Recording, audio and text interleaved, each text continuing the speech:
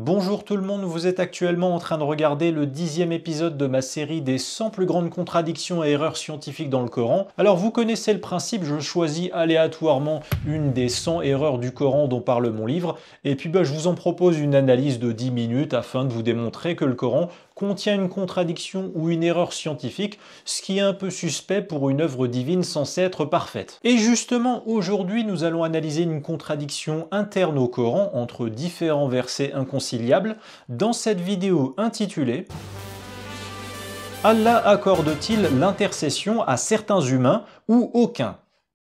Alors tout d'abord, l'intercession, le concept de l'intercession qui est commun à d'autres religions, c'est quand une personne va plaider auprès de Dieu pour demander qu'un autre humain soit pardonné par Dieu. Et je soulève donc une question binaire d'après le titre de ma vidéo. On va se demander aujourd'hui si selon Allah dans le Coran, des humains auront droit à l'intercession, oui ou non. C'est pas compliqué, le choix il est binaire. Soit Allah nous dit qu'aucun humain ne bénéficiera de l'intercession, soit Allah nous dit qu'un ou plusieurs humains auront l'intercession. Ces deux possibilités ne peuvent pas se cumuler. Un de ces deux choix contredit nécessairement l'autre. Alors voici un premier extrait du Coran, sourate 2, verset 254, dans lequel Allah a dit « Ô les croyants, dépensez de ce que nous vous avons attribué avant que vienne le jour où il n'y aura ni rançon, ni amitié, ni intercession, et ce sont les mécréants qui sont les injustes. » Ici Allah dit qu'au jour du jugement, les croyants n'auront pas d'intercession.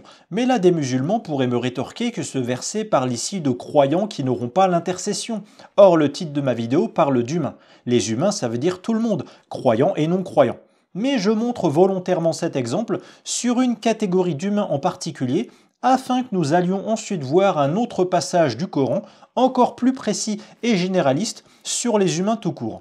On va rester dans la sourate 2 du Coran, mais on va se rendre au verset 123, dans lequel Allah a dit « Et redoutez le jour où nulle âme ne bénéficiera à une autre, où l'on n'acceptera d'elle aucune compensation, et elle ne bénéficiera d'aucune intercession, et ils ne seront pas secourus. » Donc vous voyez, comparé à l'extrait précédent, Allah affirme ici qu'aucune âme ne bénéficiera de l'intercession. Aucune âme, ça veut dire aucun humain. Ça inclut tous les humains, croyants et non-croyants, qui ont tous une âme. Bref, pour Allah, aucun croyant ni aucun humain en général ne bénéficiera de l'intercession si l'on en croit ces deux récits du Coran. Et pourtant, sourate 10, verset 3, Allah a dit « Votre Seigneur est Allah qui créa les cieux et la terre en 6 jours, puis monta sur le trône, administrant les affaires. Il n'y a d'intercesseur qu'avec sa permission. Tel est Allah votre Seigneur, adorez-le donc, ne vous souvenez-vous pas ?» Et là, on ne comprend plus. Sourate 2, Allah explique qu'aucun humain ne bénéficiera de l'intercession, mais dans ce verset de la sourate 10, Allah explique qu'il n'y a d'intercesseur qu'avec sa permission. Mais puisque l'intercession n'existe pas, alors pourquoi Allah explique une action qui n'existe pas? Donc déjà, ce premier passage est suspect, disons. Ensuite, sourate 19, du verset 85 au verset 87, Allah décrit les pieux et les criminels, puis il dit « Ils ne disposeront d'aucune intercession, sauf celui qui aura pris un engagement avec le tout miséricordieux. » Mais comment ça, sauf? Si la phrase s'était conclue par « Ils ne disposeront d'aucune intercession » et sans exception après, là ça aurait été compatible avec le verset 123 de la sourate 2, où Allah dit qu'aucune âme, donc aucun humain, ne bénéficiera de l'intercession. Mais là derrière, il a dit « sauf » et il parle d'une catégorie d'humains qui bénéficiera de l'intercession. Donc il faudrait savoir, certains humains bénéficieront de l'intercession ou aucun humain ne bénéficiera de l'intercession. Et enfin, sourate 20, versets 108 et 109, Allah a dit « Ce jour-là, ils suivront le convocateur sans tortuosité et les voix baisseront devant le tout miséricordieux. Tu n'entendras alors qu'un chuchotement ce jour-là, l'intercession ne bénéficiera qu'à celui auquel le tout miséricordieux aura donné sa permission et dont il agréera le discours. » Mais il faudrait savoir, Allah a dit, sourate 2, verset 123, qu'aucun humain ne bénéficiera de l'intercession. Donc pourquoi ici, sourate 20, Allah dit qu'il permettra l'intercession pour certains humains?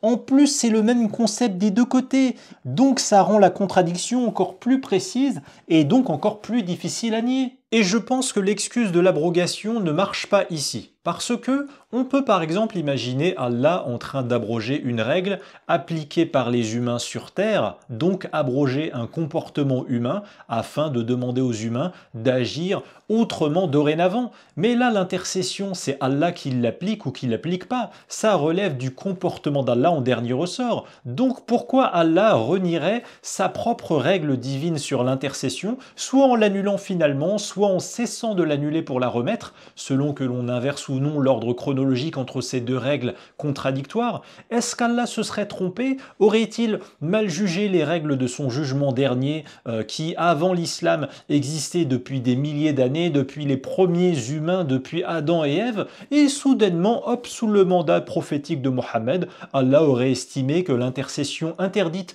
finalement c'est bien et faut la mettre, ou inversement, que l'intercession autorisée jusqu'alors, finalement c'est pas bien et faut l'enlever. Vous trouvez pas ça bizarre qu'Allah ait fixé une règle sur l'intercession depuis la nuit des temps, depuis les débuts de l'humanité, depuis Adam et Ève, et bizarrement, vers le 7e siècle, l'humain Mohammed va dire oralement qu'Allah aurait changé d'avis là-dessus. Allah va auto-abroger divinement son propre comportement en changeant d'avis sur ce sujet si central du jour du jugement. Bon, et bien c'est sur cette conclusion que s'achève ce 10e épisode de mes 100 analyses sur les 100 plus grandes contradictions et erreurs scientifiques du Coran basées sur mon dernier livre. D'ailleurs, vous pouvez retrouver ces 10 premiers épisodes dans une playlist qui va régulièrement être alimentée jusqu'au 100e épisode. J'espère en tout cas que ces 10 premiers épisodes en vidéo vous auront donné envie d'aller à la découverte de mon livre qui est disponible sur Amazon et sur mon site web personnel. Les liens, comme d'habitude, sont dans la description. Bref, abonnez-vous à ma chaîne YouTube afin de ne pas manquer toutes ces prochaines vidéos